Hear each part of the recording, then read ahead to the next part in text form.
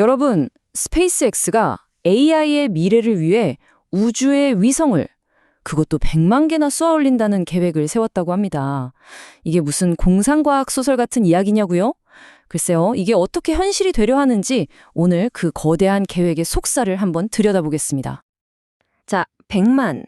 정말 어마어마한 숫자죠. 이게 대체 뭘 의미하는 걸까요?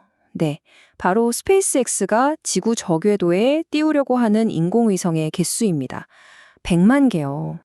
AI 컴퓨팅을 만드는 가장 저렴한 방법은 우주에 있을 거고 이건 2년, 길어야 3년 안에 현실이 될 겁니다. 일론 머스크가 직접 한 말이죠. 이게 그냥 그랬으면 좋겠다 하는 예측이 아니에요. 이 계획을 얼마나 빠르고 또 거대하게 밀어붙일 건지 보여주는 뭐랄까 선언 같은 거죠. 그리고 이게 그냥 아이디어나 비전 발표 수준에서 그치는 게 아닙니다.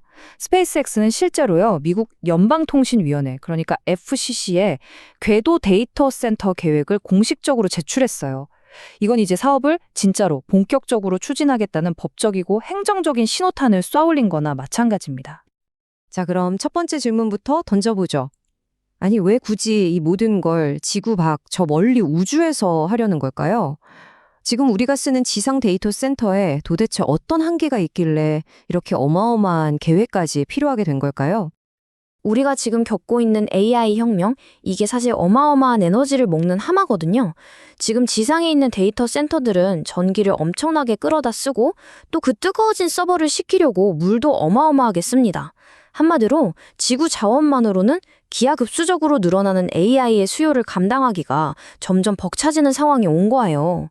바로 이 지상의 한계, 이게 스페이스X가 풀고 싶어하는 문제입니다.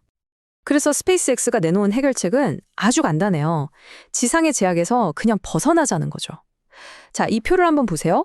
왼쪽 지상 데이터 센터는 이미 한계에 다다른 전력망에 기대고 있고 냉각시킨다고 물을 엄청나게 쏟아붓고 있죠.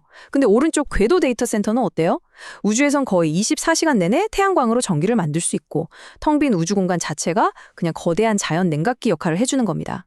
에너지랑 냉각, 이 두 가지 골치 아픈 문제를 한 방에 해결하는 셈이죠. 이 문장이 뭘 의미하는지 생각해보면 정말 소름 돋을 정도예요. 지구에 있는 전력망을 뜯어고치고 새로 짓는 대신에 아예 우주에서 미국 전체가 쓰는 전력보다 더 많은 에너지를 만들어서 AI 연산에 쓰겠다는 거잖아요. 이건 뭐 그냥 개선이 아니라 완전히 판을 바꾸겠다는 그야말로 패러다임의 전환을 이야기하는 거죠. 자, 그럼 이 궤도 위 두뇌라는 게 궁극적으로 뭘 하려는 걸까요? 그 비전이 뭘까요? 이건 단순히 데이터 센터를 우주로 이사시키는 수준의 이야기가 아닙니다. 그보다 훨씬 더 거대한 야망이 숨어 있어요. 혹시 카르다쇼프 이유형 문명이라고 들어보셨나요? 보통 SF 영화나 소설에서나 나올 법한 개념인데 이게 뭐냐면요, 자기 항성, 그러니까 우리로 치면 태양이 뿜어내는 모든 에너지를 100% 다 쓸 수 있는 문명을 말하는 겁니다. 그런데 놀랍게도 스페이스X사 자기네 공식 문서에 이 계획이 바로 그 이유형 문명으로 가는 첫걸음이라고 딱 명시를 해놨어요. 인류를 행성급 에너지 문명으로 업그레이드하겠다는 거죠. 그럼 이 거대한 비전을 어떻게 현실로 만들까요? 구체적인 기술들이 있습니다. 우선 재사용이 가능한 스타쉽 로켓으로 위성을 아주 저렴하게 그리고 많이 쏘아 올립니다. 그리고 이 위성들을 고도 500에서 2000km 사이의 지구 저궤도에 아주 촘촘하게 깔아놓는 거죠.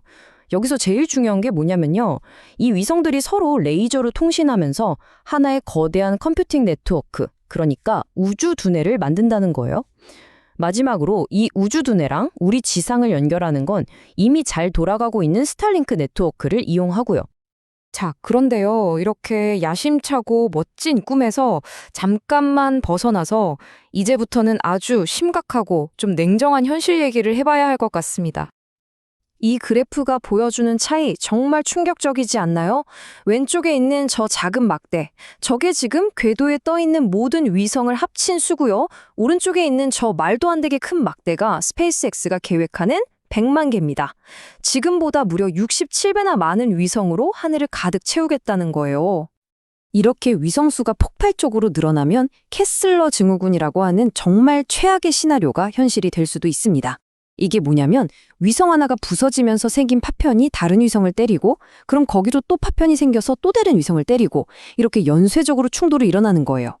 한 번 시작되면 멈출 수도 없는 이 재앙은 지구 저 궤도를 완전히 우주 쓰레기장으로 만들어버려서 앞으로 수십, 어쩌면 수백 년 동안 인류가 우주로 나가는 길 자체를 막아버릴 수도 있습니다. 근데 위험이 단순히 충돌 사고만 있는 게 아니에요. 한번 상상해 보세요. 인류가 수천 년 동안 올려다봤던 그 밤하늘이 수많은 인공위성 불빛들로 가득 차버린다면 어떻게 될까요? 이건 단순히 천문학자들이 별 보기 힘들어진다는 기술적인 문제를 넘어서는 겁니다. 과연 밤하늘은 누구의 것인가 하는 아주 근본적인 질문을 우리에게 던지는 거죠. 자, 그럼 이 문제가 어떻게 인류의 미래, 그리고 우리 마음속 깊은 곳, 심리에 대한 질문으로까지 이어지는지 한번 살펴보죠. 생각해보면 인류의 가장 강력한 진행이 지구 위, 말 그대로 우리 머리 바로 위, 하늘에 떠있게 되는 거잖아요. 이건 마치 고대 그리스 사람들이 저 높은 올림포스 산에 사는 신들을 우러러보면서도 동시에 저들은 우리와 다른 존재라고 느꼈던 것과 비슷한 그런 묘한 이중적인 감정을 만들어낼 수 있다는 거죠. 아마 우리는 여기서 두 가지 완전히 반대되는 감정을 동시에 느끼게 될 거예요. 한쪽에서는 와, 드디어 우주라는 새로운 미지의 영역을 개척하고 지구의 한계를 벗어나는구나 하는 프론티어 낙관론이 피어오르겠죠. 하지만 다른 한쪽에서는 인류의 운명을 쥐락펴락할 그 핵심 지능이 우리 손이 닿지 않는 저 위로 올라가 버렸다는 데서 오는 집단적인 소외감, 그리고 불안감이 함께 자라날 겁니다. 자, 그럼 이제 정리해 볼 시간입니다. 우리는 이 위대한 도약과 끔찍한 악몽, 그 갈림길에서 과연 무엇을 보게 될까요? 이 계획이 안고 있는 핵심적인 딜레마가 바로 여기에 있습니다. 모든 걸 요약하면 딱 이겁니다. 한편에는 에너지 걱정에서 해방돼서 인류 문명이 다음 단계로 점프하는 엄청나게 밝은 미래가 그려집니다. 하지만 다른 한편에는 우리 하늘이 우주 쓰레기장으로 변하고 인류의 미래 전체가 단 하나의 기업 소나기에 들어갈 수도 있다는 아주 어두운 악몽이 도사리고 있는 거죠. 결국 우리는 이 질문 앞에 서게 됩니다. 과연 단 하나의 기업이 우리 모두의 것인 이 밤하늘을 마음대로 점유할 권리가 있는가? 기술의 엄청난 진보와 인류가 수천 년간 지켜온 유산 사이에서 우리는 과연 어떤 미래를 선택해야 할까요? 스페이스X의 계획은 바로 그 질문을 지금 이 순간 우리 모두에게 던지고 있습니다.